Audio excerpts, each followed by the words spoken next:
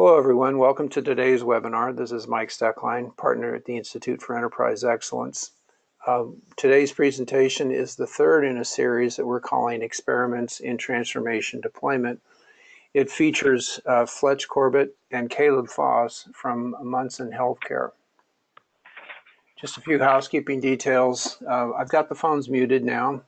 We will have some time for Q&A, and I'm going to unmute the phones then. If there's no background noise, and we can proceed with having a conversation when there's Q&A time.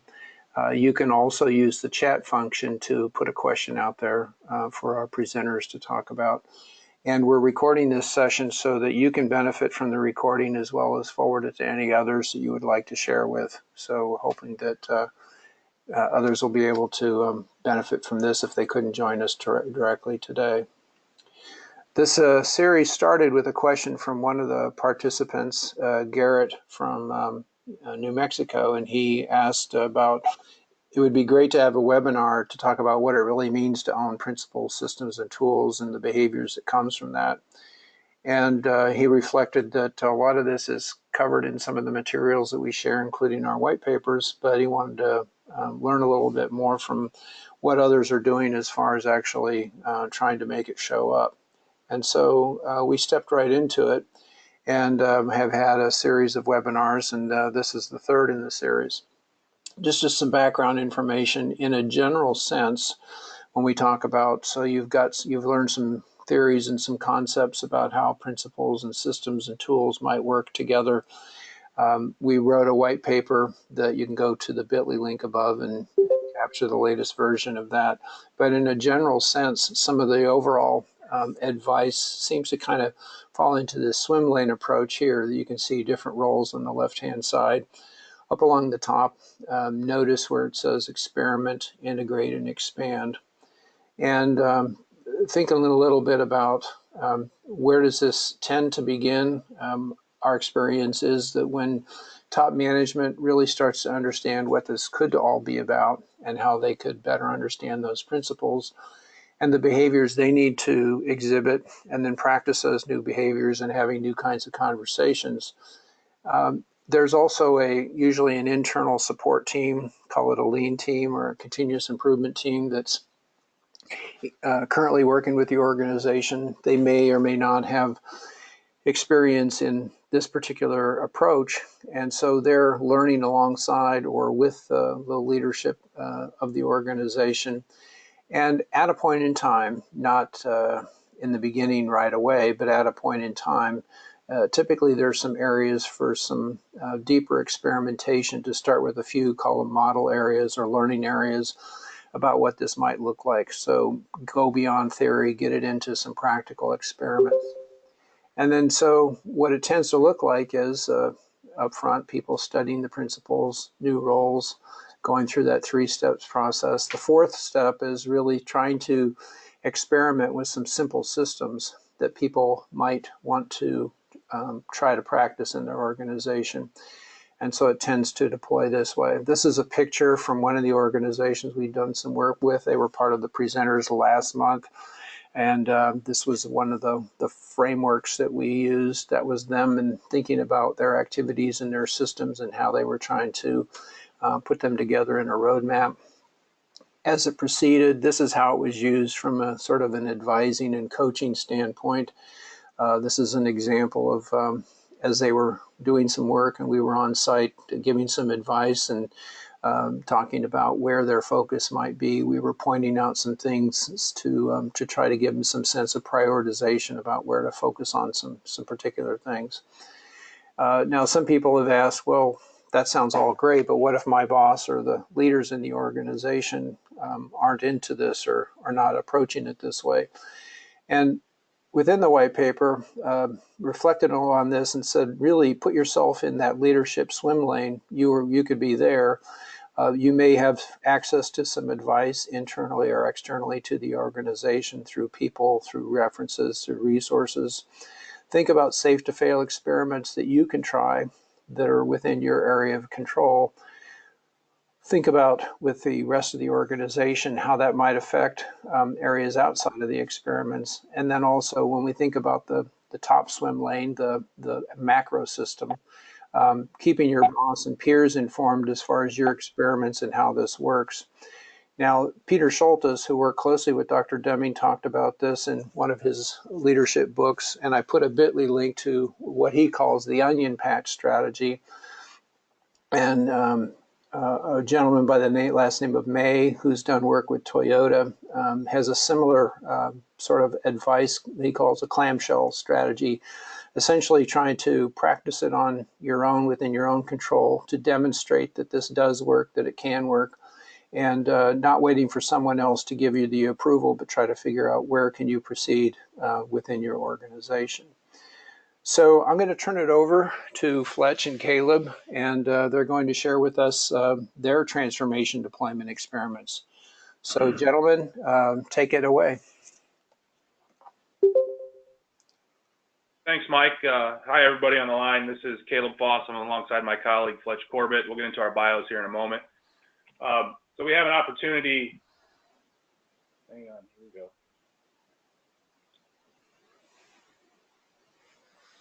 To talk about today. So why are we here? So what we intend to do today is to explain how we've integrated Shingo principles into our organization throughout our lean evolution. Our agenda as follows. We'll review some objectives, do our introductions. We really frame this agenda in our presentation around align, enable, and improve. So we'll talk about our lean journey. We'll talk about our Munson Healthcare alignment framework. We'll talk about our operating system and our continuous improvement Shingo Strategy A3. We'll break down enablement of how breaking down the Shingo model itself, and then our improve. So what are our tactics from a CI perspective around system builds and Shingo tactics? So our objectives are to share our learnings in regards to principles versus values, share how we've integrated the Shingo model into our Munson Healthcare alignment framework, share how our Munson operating system cascades throughout the levels of the organization, and then share how our CI strategy impacts our work. So from a Munson Healthcare overview perspective, we have 9 hospitals in northern Michigan. We serve approximately 30 counties. We have approximately 70 medical specialties, 709 licensed beds, 264 licensed long-term beds, approximately 1,000 physicians, 800 employees, about $1.2 billion in revenue. From my perspective, I do manage the continuous improvement team. I have the privilege of leading a strong team of 11 individuals with a vice president as well. I have 7 years of various healthcare experience in 3 different systems, from the Florida hospital market to the Chicagoland market, and I've been with Munson Healthcare for approximately 4 years. Prior to that, I was in steel and auto manufacturing plants for 4 years. I have an MBA with a concentration in project management.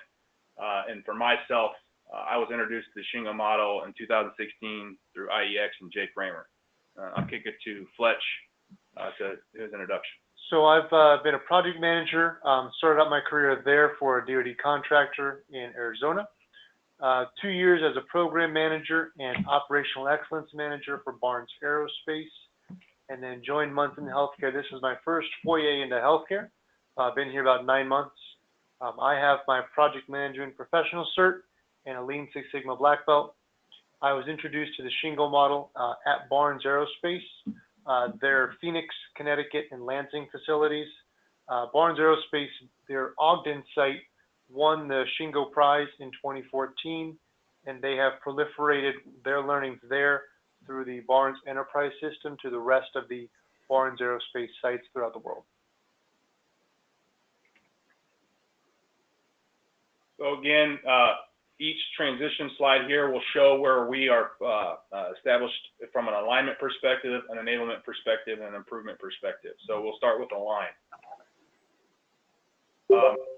Through Munson Healthcare's lean transformation, started approximately in 2015 with more lean curiosity and engagement with Catalysis, formerly known as State of Care Center for Healthcare Value. All along the way, though, we've, as an organization, we've done some way, shape, or form of improvement work over the last 30-some years. 2016, we really developed the framework of True North. So True North as our organizational, how we get results, quality, safety, patient, healthcare team, operational performance, and the patient's the center of everything we do. 2017, we really went into looking at 3 model learning areas. Those model learning areas were our emergency department at our main acute care facility at the Munson Medical Center. So the ED, our surgical services division, and then also our central billing office. During that time, we also did a Shingo Model study. In 2018, based off the model learning area, we did a lot of Kaizen events, realized that we really didn't have a tried and true management system that we were directing. It was more ad hoc at that nature, and we couldn't sustain the improvements. So as we worked through those areas, we started to do some entity-wide spread within the main medical center, and then some of our affiliate hospitals in Cadillac, Manistee, and Paul Oliver. In 2019, we started to introduce the Munson Alignment Framework, which we'll explain and dissect here in a few moments. So along the way, this is what our 2016 driving strategies. We had a lot of our strategies didn't truly connect to our True North. So this was one lens that we looked through different opportunities for strategic movement in our organization. As I mentioned before, our True North, they were very metric specific. Transitioning over the last year and a half, we really look at more aspirational statements. So to have, for example, 100% engagement, making this a great place to work and practice. Our components of our management system included our shift huddles, status sheet exchange, leader standard work, our problem-solving engine around PDSA and A3 thinking. We had monthly performance reviews, scorecards were the tool that drove that, incorporated improvement huddles and huddle boards, and also process observation. So again, this was a lot. We had a lot of different lenses. They were more siloed in nature. They really all didn't connect. And so what, now what? So therefore, the Munson Healthcare Alignment Framework was conceived, and so we look at the Munson Healthcare Alignment Framework from a purpose perspective, a goal perspective, and where are we going?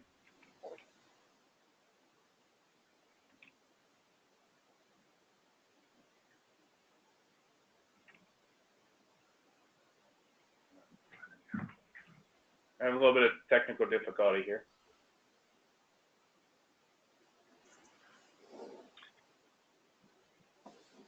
So we look at, again, our purpose. So the why. Why do we exist as an organization? It comes down to our purpose of we improve lives. The what, our True North goals. How do we get results for our organization and our community? And then where are we going to stay relevant with inside of our industry and in our community in general? The how is within inside of our operating system. So how will you achieve our why, our what, and our where? We have to ensure all these connections matter. They're very important to link to each other, so these don't drive counter to each other. Also, not only as an organizational perspective, but from a 9-hospital entity perspective as well. So the how is our operating system. This is how we will accomplish our what, our where, and our why. So within our operating system, the operating system is a sequence of systems that helps us stay aligned to achieve all of our priorities, which are encompassing around those who are the how, the what, and the where. Within inside of our operating system, we have 6 different types of systems: goal setting and alignment, visual management, problem solving, standard work, follow-up and accountability, and individual and team development.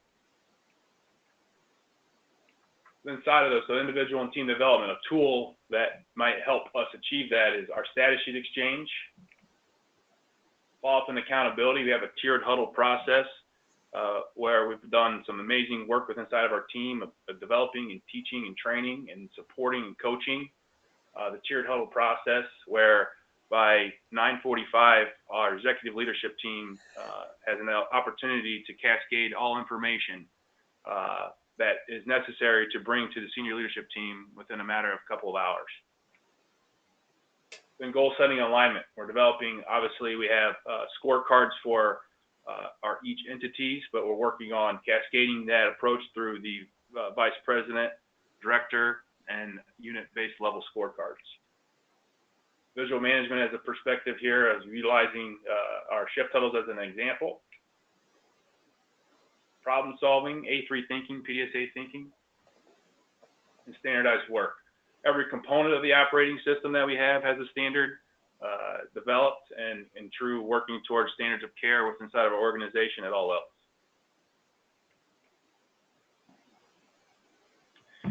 So thus far, we've kind of spoken a lot about our Munson alignment framework and our Munson operating system.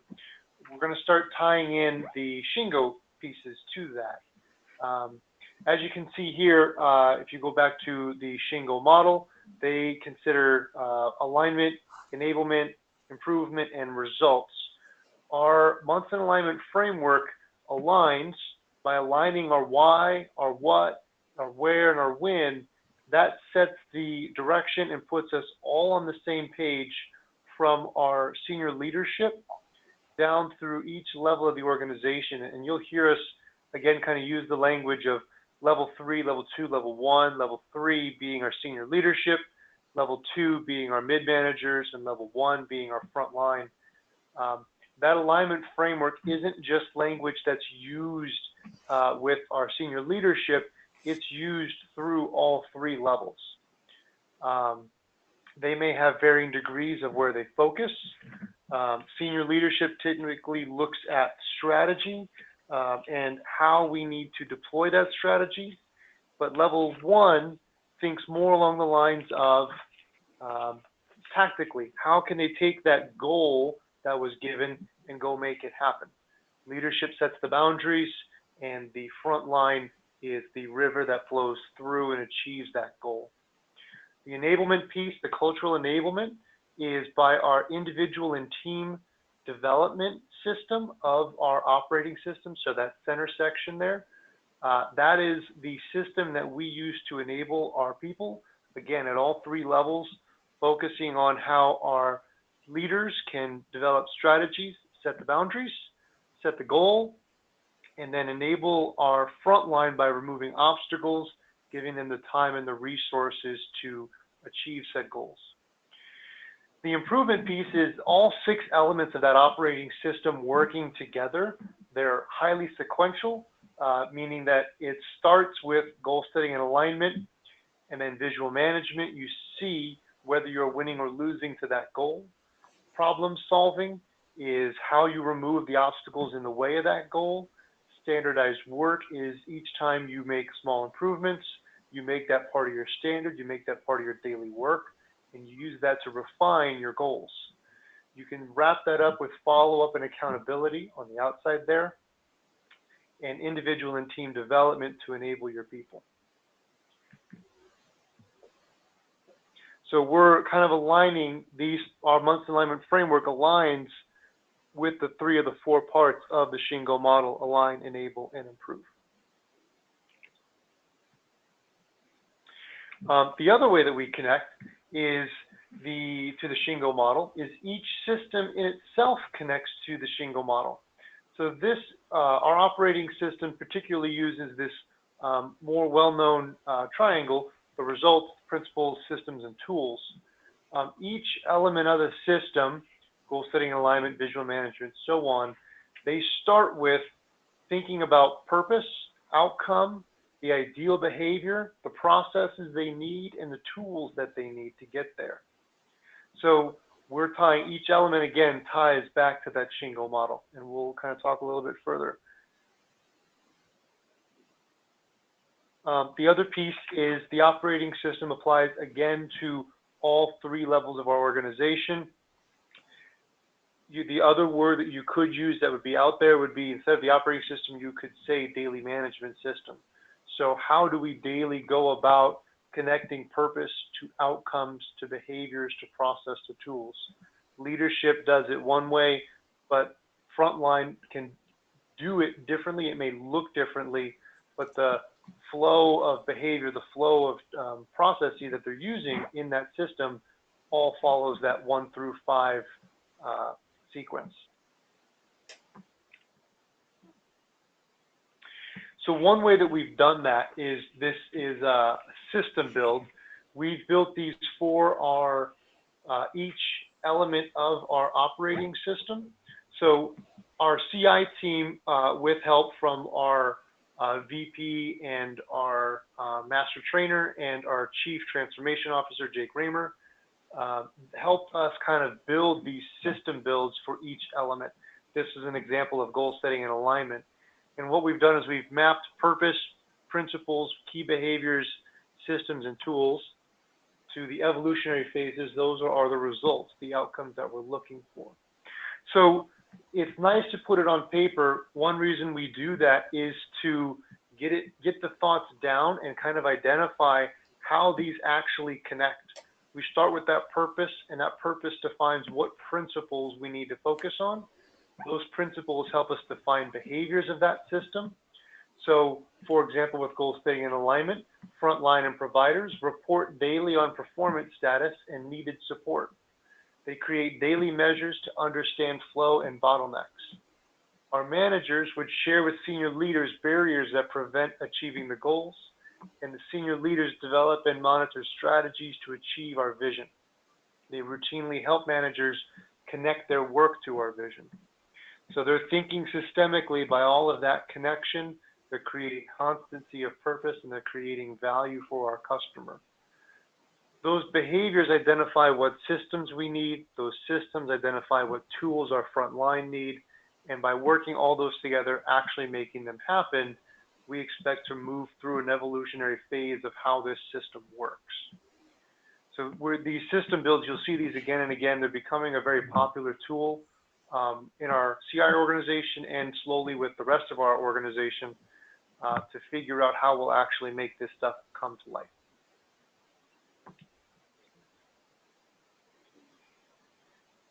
This is just kind of a sketch slide just for context.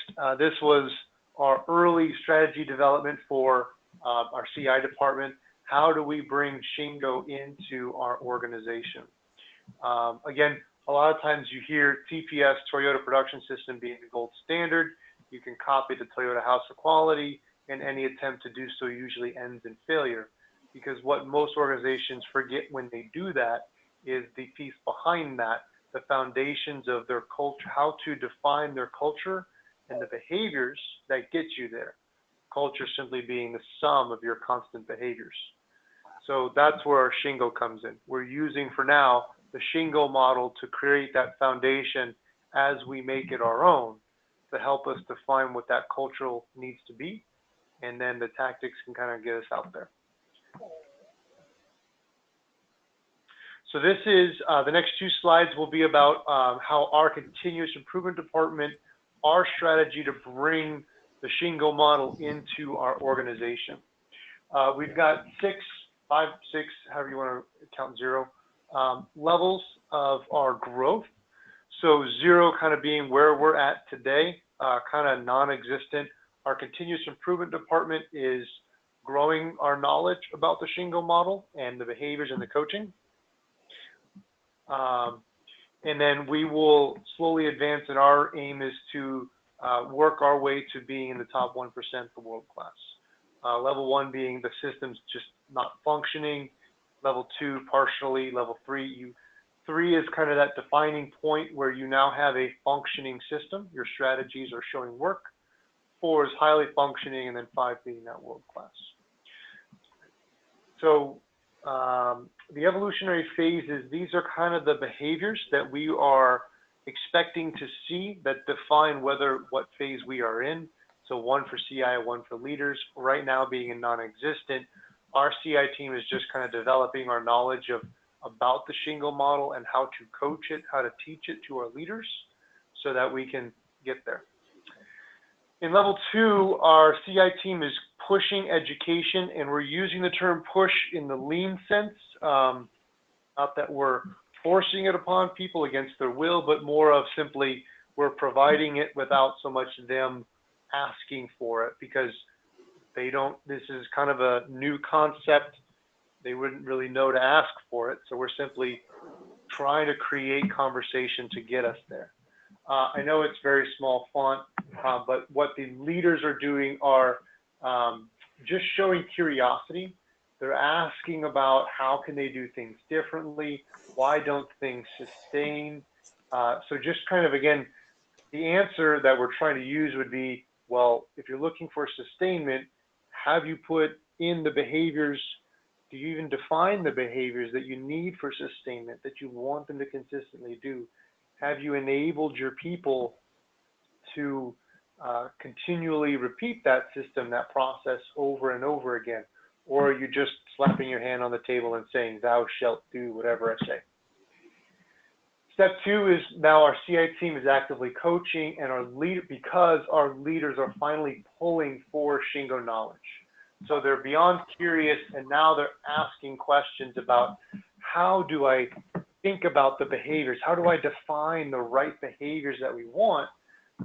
And we help them do that by using the principles, help them define the behaviors, and then building the connections of Shingo to the alignment framework, to their operating system, how they daily do their work. And so that Shingo piece is the foundation of identifying those ideal behaviors, and then the operating system are the systems they need. At level 3, CI team continually coaches, but now the key point here is level 3, our senior leaders are connecting Shingo on their own. They're connecting Shingo to the alignment framework, to their daily work, and they're coaching that to their mid-managers. By level 4, again, CI is actively coaching, and now our mid-managers are connecting key behaviors to the systems, to their process, to their tools of the front line, to their front line. So they're now bringing that all the way down to the frontline level.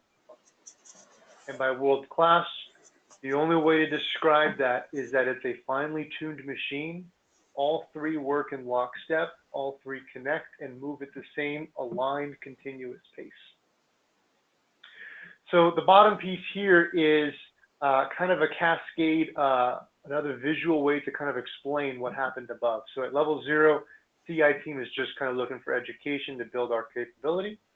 We start providing coaching to level 3, and they receive it. Again, we provide coaching, but level 3 now is able to provide coaching to their level 2, their mid-managers.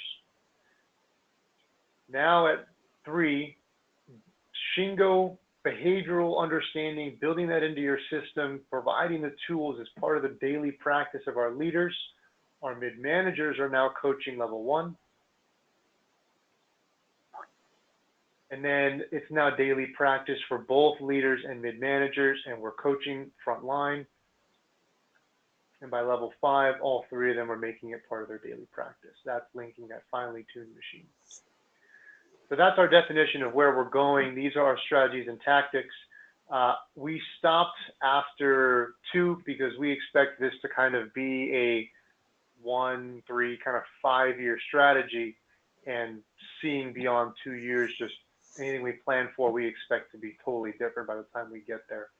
But the key strategies for our department right now, we're developing our Shingo model knowledge, how they connect to the alignment framework and the operating system, which helps because we're the team that actually helps install the operating system in various departments. And we teach and demonstrate how the Shingo model plays a part of that as the foundation. The things that we're doing now are tactics. We're going to try the Shingo Discover Excellence workshop, the IEX building blocks course. We do a lot of practice using system builds to connect, again, the purpose, the behaviors, the principles to the systems and tools, to the results. We've created Shingo cards, which you'll see. We'll develop some Shingo education content. The Shingo model is part of our Obeya space. It's part of our shift huddles, our status sheet exchange. the metaphors, which you will see in here.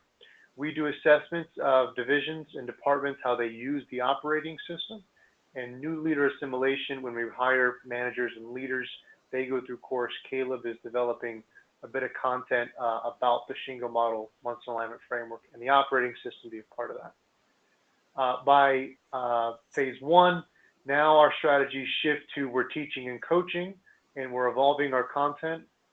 At this point, we're developing Shingo coaching systems. We're doing lunch and learns. We're, again, fulfilling that. We're pushing knowledge out there, not necessarily folks being terribly curious or pulling on it, but kind of generate that buzz. Again, we'll use system builds with the operating system, and we'll teach the Shingo element into the Munson operating system. Phase two, we just have strategies, don't really have any tactics yet. We'll deal with that when we get there. Again, we're teaching and applying the Shingo model into the work for everyone. We're also going to plan to launch a discipleship program, simply being we CI, the 11 of us in the department, can't be enough people ever. We couldn't hire enough people to try and push this knowledge out there. We need to teach this and create advocates that can go back into the departments and be a little bit more well-versed into how all these things work together, the Shingo model, alignment framework, and the operating system. Go back out and begin teaching it there. And then developing a lean learning network. This is, again, kind of like more advanced version of the lunch and learn. So now we're going to kind of switch to the enablement piece, right? We've set the stage of the Munson Alignment Framework and the Munson Operating System, how they're built upon the foundation of the Shingo model. This part here was, I think, a really key learning for myself and for Kaleb as we kind of lead the movement towards Shingo model. These next couple of slides are really kind of how we unpacked the Shingo model and made it something that really felt kind of esoteric, kind of really out there and kind of hard to grasp, and found a way to put it in a very practical way into work. So one of the key learnings I had was the difference between principles and values, and they really actually have to be working together. I know the Shingo model, when I first started hearing about it, was all about principles, and the concept and discussion of values was kind of vague and not clear, and they really have to go together. You can't have one without the other, and we'll figure out why. So with principles, we know principles, right? The Shingo, all the Shingo content you can possibly read kind of says this stuff. They are behavioral law. They are inviolable truths that have to exist. What's interesting, and I'll keep using this word over and over again, they define the behavioral boundaries. They define the moment of good behavior versus bad behavior. Leading with humility. Either you are leading with humility or you are not. That's all that the principles will do for us, is they define that behavioral boundary of good versus bad. If you cross that boundary, you have a consequence. 100% of the time, because it's a law. Just like it's a law of physics, it's a law of behavior. When you cross that boundary, you have some sort of consequence. The example is going to be in our operating system. Our operating system continually requires that adherence of the sequence. Set a goal, see it, solve it, standardize it, reset, follow up, and enable your people. Values are necessary because they are the thing that sends us in a direction. So they're relative, meaning what you find important today doesn't necessarily mean it will be important tomorrow. That's the opposite of principles. The principle doesn't change. It's an inviolable law of behavior that has to be there. The values do change, whatever you find to be important today. They drive your action. So they'll send you in a direction, whatever it be, toward whatever you found to be important.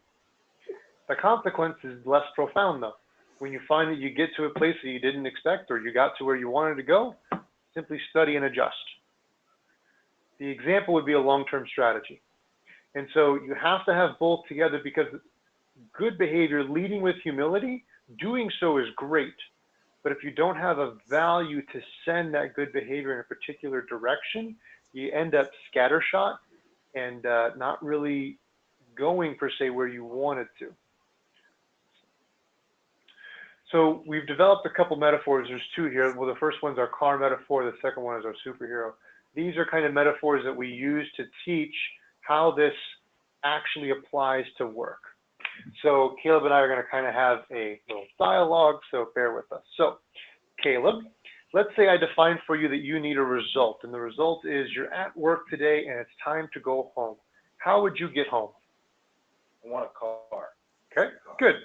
So let's say you want a car. Let's say I just give you some tools to have that car. I give you some wrenches, I give you a miter saw, some Fanuc robots, maybe even I get you a Boston Dynamics robot. Can you get home? No. No. I mean, short of jumping on the Atlas robot, you might be able to get home. That doesn't get you anywhere, right? That's that typical, I want a result, I give you a tool. I went to Toyota and they had this really great Jidoka method. You should implement this. Good, lasts for 1 to 3 years and then it kind of fades. Let's try again. So Kaleb, you need a car, you need to get home. So how are you going to get home? You need a car, right? What kind of car do you want? I want a safe, quality car with lots of horsepower. Good, great. So now that you know what you want, those are your values. Those are the things you want out of your car. What laws of physics must we consider in order to build complex systems to achieve your values of safety, quality, horsepower? I have to design you a car with systems around those laws of physics, because if I violate those laws, the system cannot achieve the values. Certainly not over the long term. We must consider variation, tolerances, durability, materials, human factors. The better I can design around the laws of physics, the better the systems will perform. So now that I've designed my systems, I can determine what tools we need to build those systems, to build that car for Kaleb. That's how the Shingo model works, even with people. So determine a goal affirmed by your values, acknowledge the applicable laws, principles, behaviors, align those behaviors to your systems, select the tools, frontline staff use those tools within the system to achieve results.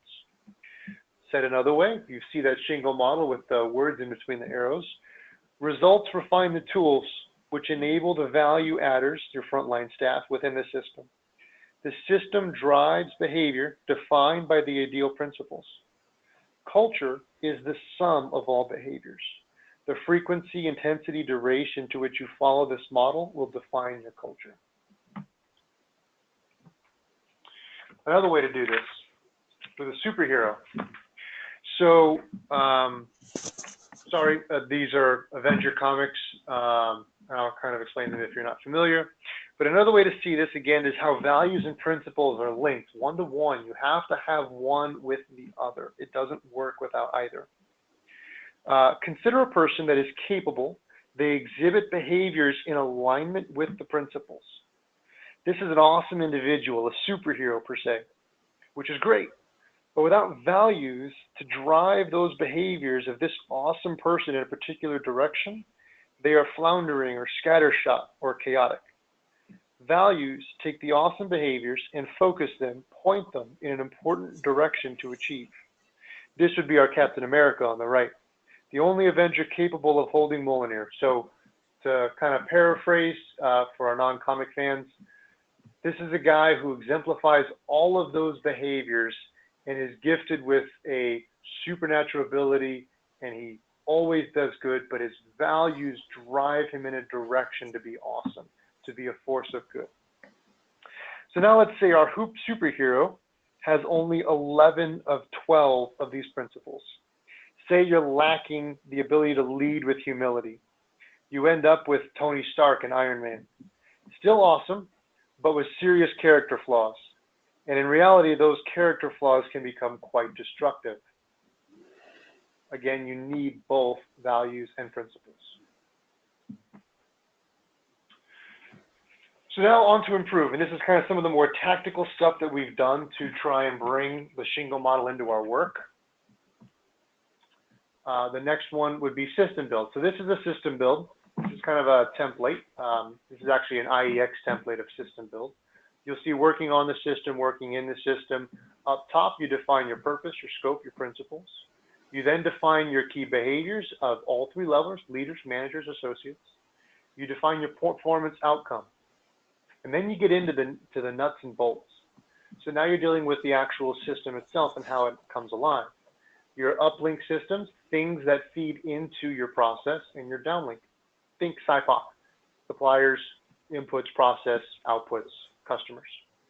You define your tools, the things you need in order to make that process happen. You have triggers, measurements, and renewal mechanisms. Next slide. Yeah. Okay. There we go. So now this is just, again, for those of you when you download this later, if you download this later, I hope you do. This is a summary of all 8 of those pieces from working on the system to working in the system. So we use these system builds throughout our organization. We use them to define our operating system elements. We use them to define some of our 6S projects. We use them to define some of our root cause analysis, some of our serious safety event kind of ways to continually make sure that we're tying the key behaviors that we want with the outcomes that we want. This is an example. This is actually Jake Raymer and his son. This is a homework example. We included it simply because this exemplifies how simple this can be. I think since the builds you've seen to this point have maybe looked pretty complicated, they don't need to be. I'm famous for overcomplicating things. This is a really good example of how simple it can be just to help your kid do homework. Next one. This is a 6S system build that we use in our OR. So we spent some time in the classroom, and then we went out and we spend a lot of our time now in the OR working on establishing the behaviors for success, kind of putting that process in place. Having these behaviors in the beginning, and I think one of my favorite that I remind them of, is everyone participates, no exceptions. And so we're constantly defining ways that we can enable the staff in the OR to continually do the things that they need to do to keep it clean and organized. The other one is have fun and be campy. And they're actually really taking this to heart, which is pretty cool to see because they're finding neat, creative, sometimes cynical ways to make this cleaning and organizing enjoyable and simple. Another way, we work to incorporate this into our continuous improvement team is through a status sheet exchange where the purpose is to proactively plan, know our business, and to develop as principle-based lean leaders. And so in the development of people piece of my status sheet exchange with the CI specialist, I ask specific questions. You know, what type of Shingo principles are you seeing in the leaders that you're coaching? What absence of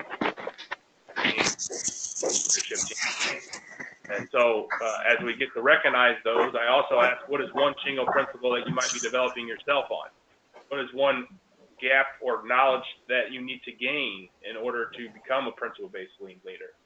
So some of those, and that happens on a every other week basis. Another way of looking at this is looking at it as a gap in our organization. From a sustainability model, I feel as I work with inside the organization and collect information through touchball conversations with my team, create value for the customer is definitely at the forefront. We always have to have constancy of purpose to understand that.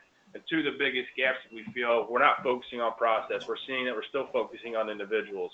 So transitioning into coaching to focus on process because those processes set people up to succeed. And then embracing scientific thinking. Too oftentimes in healthcare, we wait too long for perfect, and we don't really get off the dime. And so we're really trying to encourage embracing that scientific thinking, trying to create a learning organization to really start to experiment. And as those experiments and that thinking comes into play, ensuring that that is cyclical, and back and ensuring that we're creating value for the customer, whichever process or unit that we're working with. A couple other tactics that we've used. So on the left is our shift huddle board. If you see number 4 in there, principle of the week. We've actually, one of our associates, Amanda Rommel, kind of took the Shingo cards, again, kind of an IEX product, and created safety cards using kind of the HRO principles. She created, pardon me, safety cards talking about key safety behaviors. And then we also talk about Shingo principles, principles of the week, and we just use those to kind of create conversation of where have we seen those key behaviors and those boundaries, either on the good side or the bad side. The other one is our Obeo room. So this is our project wall. Up top, you can see the Shingo model and the associated principles. We continue to try and align those key behaviors with our strategies, which then connect to our work. We use this wall to kind of manage our work and get help from our team. Projects move from left to right through time, start, middle, end. And then the height of the project on the wall indicates the project status, either green being great on the bottom, and then moving up, height needing help. And so we go through this wall, and anything up top that needs help, that CI associate can ask for help and feedback and coaching and whatever they need to try and figure out how to break that barrier. And then we also discuss kind of things that are at key milestones. This is, we've created our own Shingo cards. So these are meant to be what I call leave behinds. This is another way that we intend to create curiosity and hopefully eventually pull. There's 2 sides to these. These are meant to be 8.5 by 11 laminated pages that we can bring to certain meetings when we know that we need to kind of make sure we have those behavioral boundaries clearly identified. And so it's just got things on here that can help be talking points about how to really get that ideal behavior. You got the 3 insights of the Shingo model, the model itself, the principle of truth. This is the back side of that card, supporting concepts, behavioral indicators, and then systems and tools that you can link it to.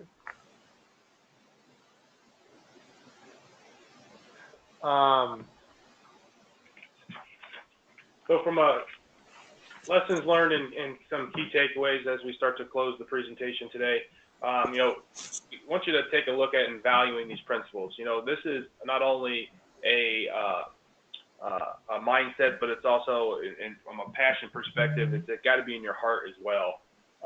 Principles help frame the boundary of optimal behavior. These really, recognition of these allow for right time and real time adjustments. Principles help make better decisions. They should be, in my opinion, the first line of filtering. Gain knowledge of principles through application and verbalization. So study these, learn these. When you see elements of of those principles, call them out, recognize those with those leaders. And then do your best to try to incorporate into your daily work, daily reflection, as you see how we try to do that through our continuous improvement team. You want to go through the other ones?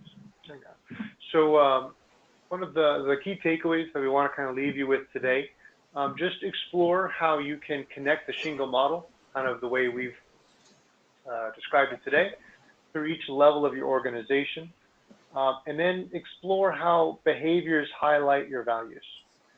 Really think about how what are you deciding to be important? How is that driving your action in that direction? And how are you using those behavioral boundaries to frame what should or should not be happening? Just some reading suggestions. These are kind of some books that we've used to kind of get us along the way. Andy and Me in the Hospital by Pascal Dennis, great book. It's kind of a summary of bringing Toyota production system from manufacturing into a hospital. 2-second lean. This is kind of the idea, one of the ideas that we got of just make it fun, just kind of fix what bugs you is a great way to start getting improvements into your organization. Certainly I would say that we would all say that you need sometimes a bit more alignment than just say, fix what bugs you, but it's a really easy way to get the ball rolling. And then Humble Inquiry by Edgar Schein. This is another great book about how to lead with humility. And that's us. That'll conclude our presentation. We're open for questions. Great. Thanks a lot, fellas. That was really super. Enjoyed it. I'm going to unmute the phones and see if people have questions. You can also use the chat function. And so here goes. I didn't mean to do that. Okay. So the phones are unmuted if anybody would like to ask a question. Yeah, thanks again for all of the information. As you coach senior leaders to model the behaviors, plan, do, study, adjust thinking, the scientific problem-solving method. I remember when I was a senior leader and the Central Improvement Office folks were trying to get me to think differently about that. A couple of the challenges I had is I always thought I had the solution before I knew the problem. And I always overbuilt the solution rather than, do kind of, study, adjust. So what advice can you give us as we try to, coach senior leaders to really effectively practice PDSA problem solving so that they can coach others in it? One of our favorite questions would be, how do you know? Because as senior leaders, we're often senior leaders themselves sometimes can be far removed from where the value actually gets added. And so if we're coaching senior leaders, we would often challenge, how do you know? Have you been to the front line? Have you talked to the frontline people? Have you really seen what actually happens? Because it's very often one thing to say, oh yes, our process is documented. Yeah, but have you seen it? Are there any informal things that happen? Is there anything unwritten that happens? Because very often you can go to front line and ask them, don't you follow this policy? And they may often say, no, we haven't for years. It doesn't work like that anymore. Right and wrong or indifferent, they may be wrong in saying that, but that might be what's actually happening. And so for whenever a senior leader says, I have the solution, great. How do you know that's the solution? Have you tied that to root cause, and have you seen it in live? Yeah, I think making sure that you're connecting that back to, it's okay to go solutions, I feel sometimes. And I say, let's try to put that into a parking lot. Or what root cause does that want to address? Also, I tend to look and listen to buzzwords, listening to I think, I believe, or I assume. Those are key buzzwords for me to really understand and ask that question that, to me, as a buzzword saying, I'm not sure that they clearly know. Can you help me? Can you articulate that? How do you really know? And so bringing that to the surface gets them to potentially realize they might understand that. They just haven't articulated it to me as a coach. But if they aren't able to articulate that, I think that itself highlights that they're right-sided thinking versus understanding what problem we're trying to solve. Yeah, good. Thank you. It's great perspective. Who asked the question? Jeff Hunter. Oh, it's Jeff Hunter. Oh, very good. Thanks, Jeff.